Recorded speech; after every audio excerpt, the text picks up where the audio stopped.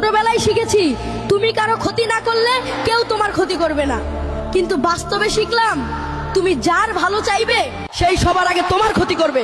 মানুষ আগামীকাল বাঁচবে কিনা সেই চিন্তা করে না, কিন্তু কাল কাকে কিভাবে ঠকানো যায় সে চিন্তা ঠিকই থাকে। এটাই বাস্তব। আমার জীবনে তো আমি কিছুই করতে পারলাম না।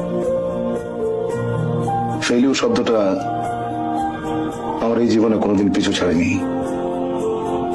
মানুষ হিসেবে আমি ব্যর্থ।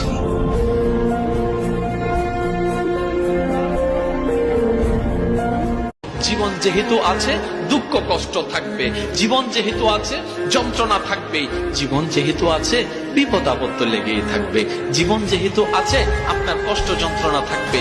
কারণ এই জীবনটা দুনিয়ার, আর এটা দুনিয়া, এটা জান্নাত নয়, এটা জান্নাত নয়, এটা জান্নাত নয়। আর মুসলমানদের সুখের জায়গা তো দুনিয়া নয়, জান্নাত।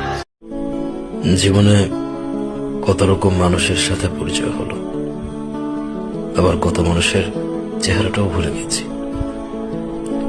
মানুষের চুপচাপ ধীরে ধীরে চোখের সামনে থেকে আড়াল হওয়া দেখে এখন আর অবাক লাগে না।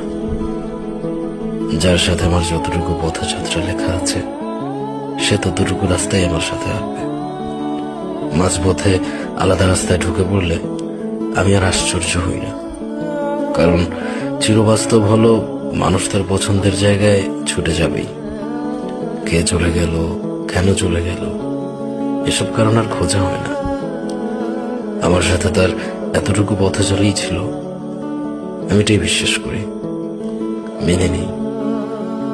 সবাই তার গন্তব্যস্থল খুঁজে পাক, আমি কারো শেষ গন্তব্য হব এটা জরুরি না। চরম বাস্তব কথাগুলো শুনুন।